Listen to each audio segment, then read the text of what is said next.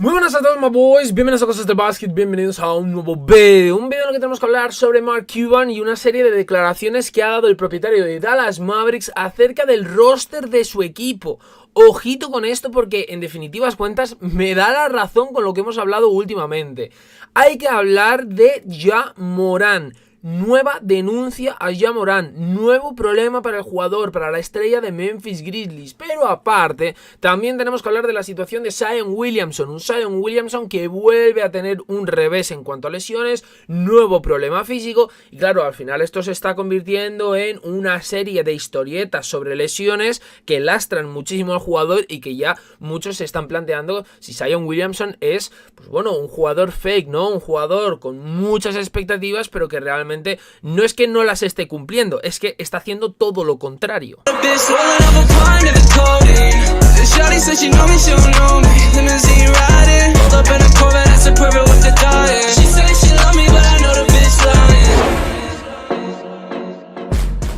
En primer lugar, my boys, vamos a hablar de Mark Cuban y esas declaraciones, ¿no? Los Dallas Mavericks parecían estar en la vía rápida hacia el éxito, me refiero en puestos de playoffs directos, sobre todo como lo demuestra su carrera hacia las finales de Conferencia Oeste de 2022, que finalmente terminaron en derrota contra Golden State Warriors. Con Luka Doncic en la ciudad no había razón para esperar que Dallas cayera por un precipicio a corto plazo, pero fijaros lo que ha pasado en la 2022-2023, ¿no? No hay garantías en la NBA para nadie y claro, no planificar bien el futuro de tu equipo puede traer algún que otro problema, ¿no? Con 2 partidos restantes en su temporada, los Dallas Mavericks necesitarán terminar con un mejor récord que el de Oklahoma City Thunder solo para llegar al torneo Play-In. Solo para llegar al play-in. Ojo con esto, ¿no? Entonces, claro, es una gran decepción dado su gran movimiento para Kyrie Irving este pasado febrero. Si bien hay mucha culpa para repartir por tal desastre, ¿no? Muchos culparán a Luka Doncic, otros culparán a Kyrie Irving, otros culparán a Jason Kidd. Pues bueno, el propietario del equipo, Mark Cuban, no quiere señalar con el dedo a nadie, sino que elige asumir la responsabilidad por la fuerte caída de Dallas Mavericks, diciendo a Tim Cato de Athletic: no creo que sea problema de Jason Kidd que no tuviéramos una identidad. El juego cambió de formas que no esperábamos que cambiara, así que lo arruiné. Dependió de mí personalmente, porque el juego cambió en términos de cometer faltas y la velocidad del juego, y dónde debes estar en defensa. Cuidado con esto, sobre todo cuando dice lo de así que lo arruiné. Simplemente no hicimos los cambios correctos que necesitamos, que nosotros pensamos que estaríamos bien defensivamente y no estábamos bien defensivamente. Y ahí es donde cometí un error, ¿no? Aquí habla un poco pues de la planificación del roster, ¿no? De cómo está hecho el equipo. Claro, podría ser la forma en que Mark Cuban desvía la culpa de otros miembros de la oficina principal de los Mavs. Entonces, después de todo, este tipo de colapso que puede tener un equipo como es el caso de Dallas Mavericks no puede caer sobre los hombros de un solo hombre. Esto al final es un efecto dominó, es por culpa de varias personas que pues bueno van aportando de su parte, negativamente hablando, ¿no? Con una serie de errores hasta que se llega a esta situación, ¿no? Por lo menos hay una verdad en lo que dice, y es la toma de malas decisiones. Es decir, por ejemplo, dejar salir a Jalen Brunson, como ya os dije, no añadir jugadores de mentalidad defensiva o jugadores grandes, defensivos y que sean móviles, cambiar, por ejemplo, a jugadores tipo Spencer Dinwiddie, Dorian Finney-Smith. Claro, es que al final nos encontramos con lo que os dije yo en anteriores jornadas y en anteriores vídeos. Dallas Mavericks, el problema es que no se ha planificado bien el equipo. De la defensa siempre, yo os voy a decir una cosa que es al final también como entiendo la NBA y como entiendo el básquet, ¿no? Tal y como funciona la regular season y los playoffs. Tú siempre tienes que dar prioridad a la defensa. Siempre. Por norma general, los equipos defensivos se suelen imponer a los equipos ofensivos. ¿Por qué os digo esto? Muchas veces, y en los últimos años lo hemos visto, tú puedes anotar 140 puntos. 140 puntos los puedes anotar, pero tú no puedes tener esa idea de no, yo voy a anotar 140 puntos y tú para ganarme tienes que anotar 160 puntos. No funciona así, porque realmente cuando te encuentras a un equipo rocoso, a un equipo defensivo en playoffs, te estampas. te estampas, porque no vas a anotar esos 140 puntos, que es tu fuerte. No sé si me entendéis. Brooklyn, con Kyrie, con James Harden, con Kevin Durant, me podéis decir, bueno, estaban lastrados por las lesiones. Sí, en ningún año llegaron a finales de conferencia. Ni con Kevin Durant, James Harden, ni con Kyrie Irving, ni solo con KD y Kyrie Irving. En ningún momento llegaron a finales de conferencia. Sin ir más lejos, los Houston Rockets. Recordar cómo estaban construidos los Rockets de D'Antoni, con James Harden, con Chris Paul y muchos tiradores de tres, ¿no? Que si PJ Tucker, que si Aaron Gordon, Eric Gordon, que por ejemplo, pues yo que sé, Robert Covington. Mucha gente, tiro de tres y sobre todo apoyándose en la anotación. ¿Qué es lo que ocurre? Te encuentras un equipo como Golden State Warriors y te mueres. ¿Por qué? Porque los Warriors son un equipo anotador, pero es un equipo con jugadores defensivos, tipo Andre Iguodala.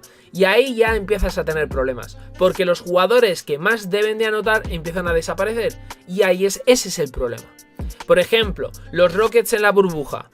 Los Rockets en la burbuja, aunque no funcionó la dupla James Harden-Russell Westbrook, se encontraron a los Lakers. Los Lakers eran un equipo de corte defensivo.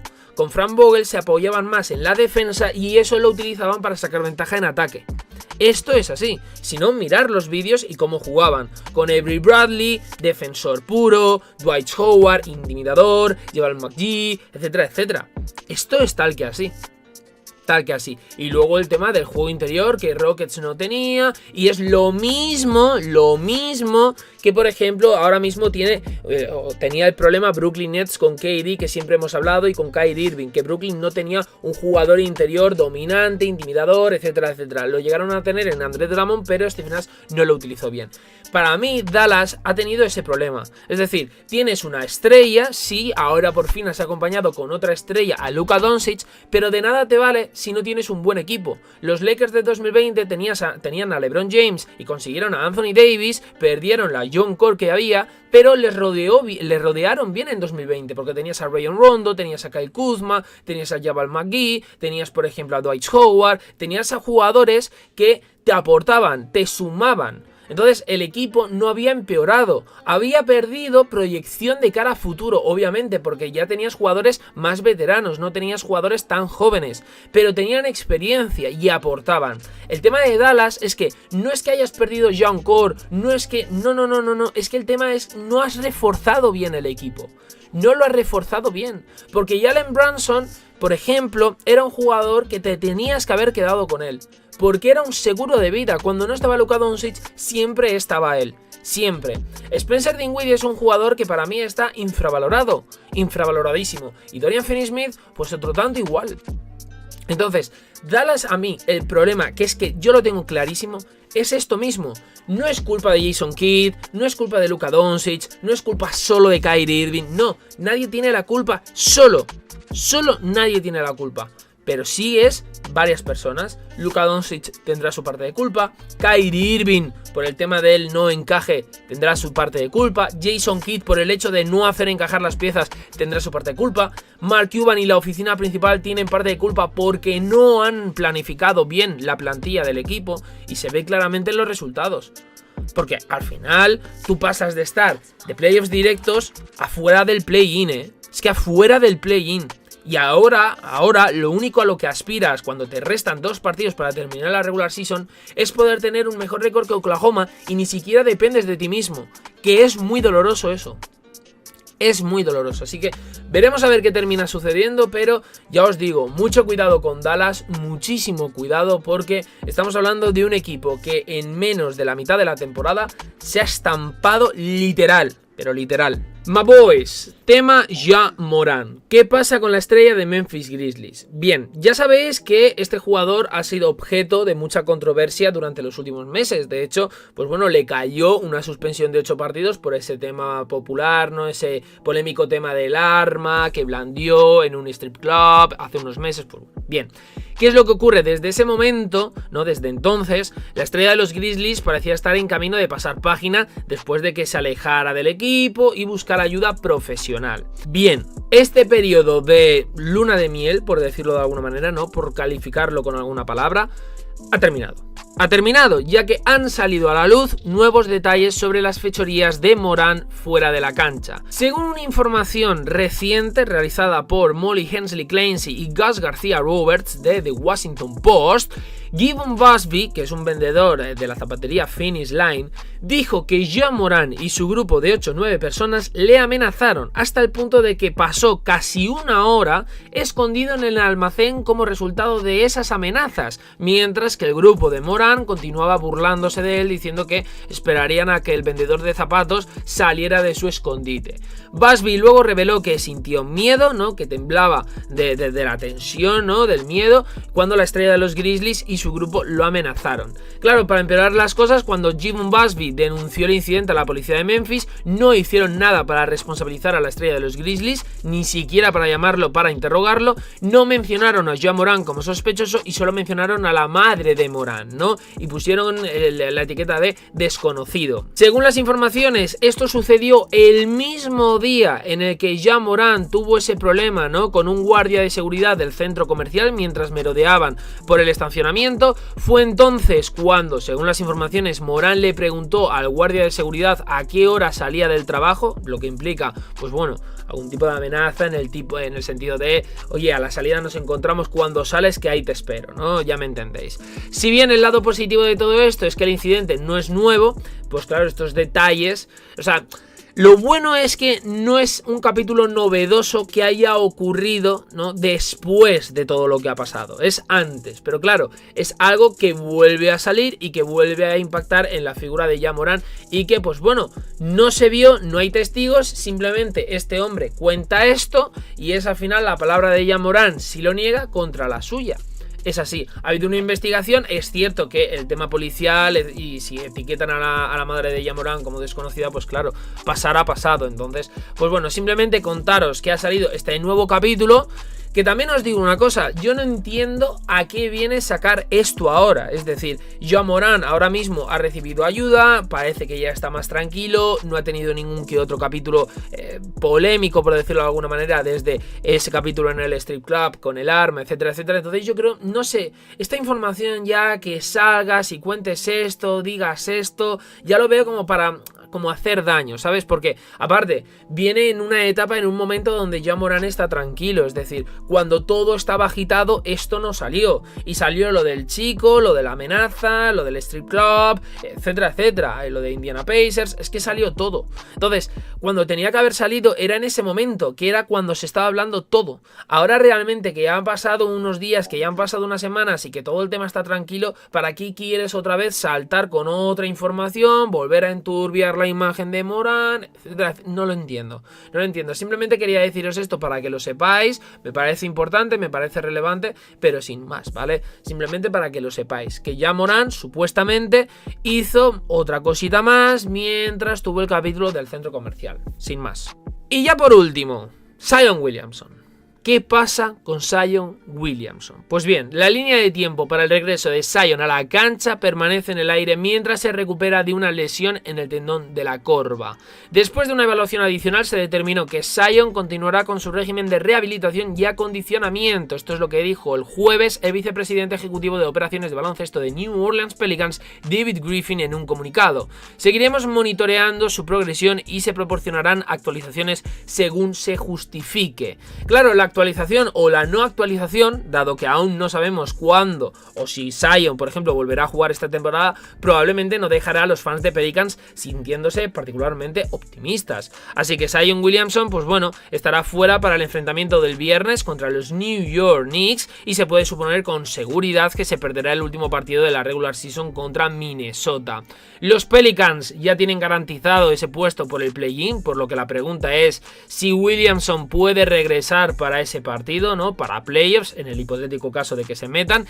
E independientemente de todo esto, los problemas de lesiones para Zion, pues oye, cuidado, claman al cielo ya, Temporada 2019-2020, 24 partidos jugados, 24 partidos jugados. Temporada 2021, 61 partidos jugados. Temporada 21-22 se perdió toda la temporada por una lesión en el pie. Temporada 22-23, 29 partidos jugados. Es una absoluta locura el total de partidos de Zion Williamson. O sea, me estás queriendo decir que sumando la temporada 2019-2020, la 22-23 y la 21-22, 3 de 4 temporadas, sumando esas tres, no te dan ni 60 partidos en 3 temporadas. Es una absoluta locura, boys. Una locura. Cuando está sano, ha sido una fuerza absoluta. Promedios de 25,8 puntos, 7 rebotes, 3,6 asistencias por partido. Lanza con un 60,5% en tiros de campo. Muy bien, muy bien. Pero Zion no ha podido jugar desde el 2 de enero, debido a un problema en el tendón de la corva derecho, una lesión que se agravó en febrero y ha estado en rehabilitación desde entonces. De hecho, fijaros esto que dice Christian Clark de NOLA.com, que ha sido testigo de gran parte de la enigmática era de Zion Williamson, diciendo: en 3 de los 4 años que Zion ha estado en la NBA, le ha llevado mucho más tiempo regresar de una lesión de lo que debería. Algo no funciona, su enfoque, el equipo que ha puesto a su alrededor, personal médico de Nueva Orleans, tal vez todo. Fijaros al final hasta el punto en el que ahora mismo se encuentra Pelicans y se encuentra la situación de Zion Williamson. Para mí, yo ya sabéis lo que opino sobre el físico de Zion Williamson. Yo creo que hace mucho tiempo debería de haber hablado, por ejemplo, con Charles Barkley para el tema del peso y para todo esto, ¿no? Porque muchas veces pues él ha criticado por exceso de grasa, estar demasiado gordo, etcétera, etcétera. Vale. Independientemente de esto, Zion hay algo que no funciona. Hay algo que no funciona. Y es lo que os dije con Anthony Davis, más de lo mismo. No sé si los hábitos de vida en el día a día de Zion son buenos, son positivos. Creo que Pelicans debería de observar un poquito más esto. Al final yo creo que hemos tenido muchas expectativas. Bueno, yo aquí me excluyo porque creo que las expectativas eran desmedidas cuando estaba en Duke, la verdad. Yo era de los pocos en este mundo que era un poco, pues bueno, escéptico en cuanto a todo el hype por Zion Williamson, etcétera, etcétera. Es igual que con Wembanyama. Es decir, tú puedes tener mucho hype, pero cuidado, cuando llegas a la NBA las cosas cambian, se te puede subir o no se te puede subir, pero a lo mejor eres propenso a las lesiones y no lo sabías. Pueden pasar muchas cosas, entonces yo las expectativas realmente bajas, sobre todo en los drafts, bajas. Mucho tiene que pasar o mucho tengo que ver en un jugador muy joven para que yo tenga un hype por las nubes, sinceramente. Y os digo más, yo totalmente sincero, en los últimos drafts o quizás en los drafts de mi vida, es que no he tenido hype por nadie. O sea, de verdad os lo digo porque siempre, en cada draft, siempre hay un nuevo LeBron James. Además es tal cual, siempre lo etiquetan como el nuevo LeBron. Es el nuevo LeBron, es la nueva cara, es el Mesías, es el tal. Es lo que se decía de Andrew Wiggins. ¿Qué se decía de Andrew Wiggins? Es el Mesías. Lo tenéis, miradlo, es el Mesías. Cuando lo eligieron los Cleveland Cavaliers, es el Mesías, es el nuevo LeBron James. Ben Simmons, más de lo mismo.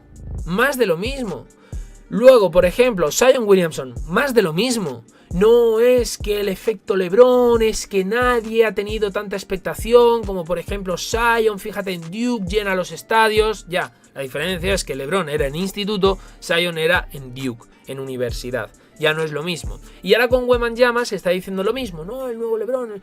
Tranquilidad,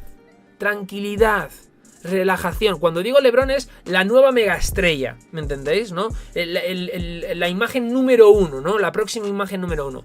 Tranquilidad, porque al final lo que estamos viendo es que es un jugador que el hype estaba por aquí, que los Knicks hicieron todo lo posible para que les tocara ese pick número 1 y así poder obtener a Zion, que al final le salió mal y tuvieron que conformarse con R.J. Barrett. Le tocó a Pelicans, pero es que fijaros, al final se puede decir que le ha salido mejor a Knicks tener a R.J. Barrett que lo que le ha salido, por ejemplo, a Pelicans teniendo a Zion Williamson. Porque ¿de qué te vale tener a una mega estrella futura de la NBA si realmente no le puedes sacar provecho porque no te está jugando partidos?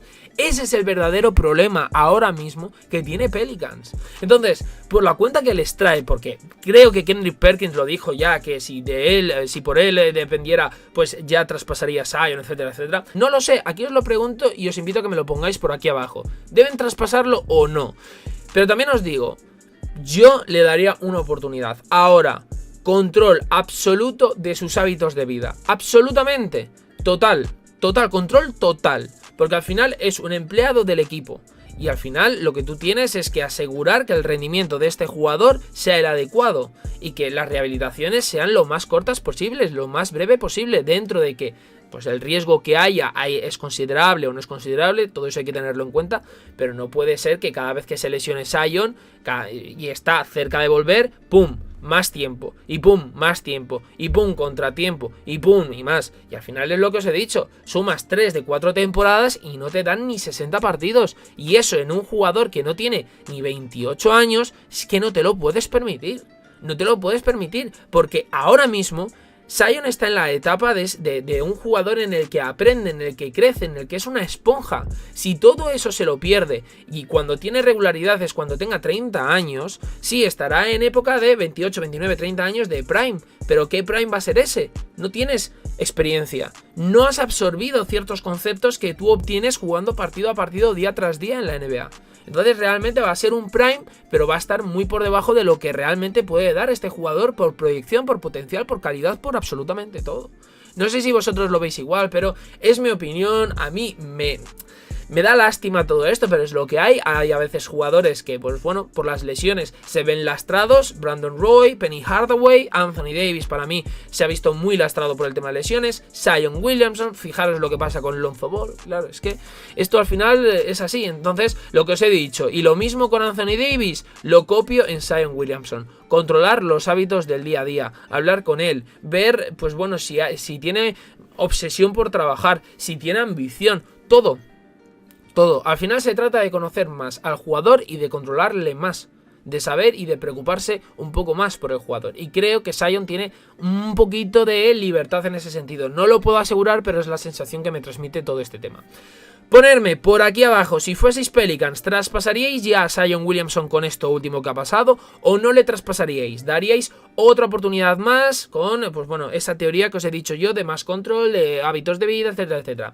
Comentadme qué os han parecido las declaraciones de Mark Cuban, ¿no? Responsabilizándose de la planificación del roster, de la planificación del equipo y no señalando concretamente ni a Kyrie, ni a Luka, ni a Jason Kidd, ni a nadie. Y también, obviamente, comentarme qué os parece este nuevo capítulo revelado de Ja Morant y sus locuras. Todo ido por aquí, like, suscríbete y nos vemos en próximos vídeos aquí en Cosas del Básquet. Y recordar, 6 de la tarde horario español, 6 de la tarde horario español, tenéis un nuevo vídeo en The Notorious Show sobre MLB. ¡Chao, boys!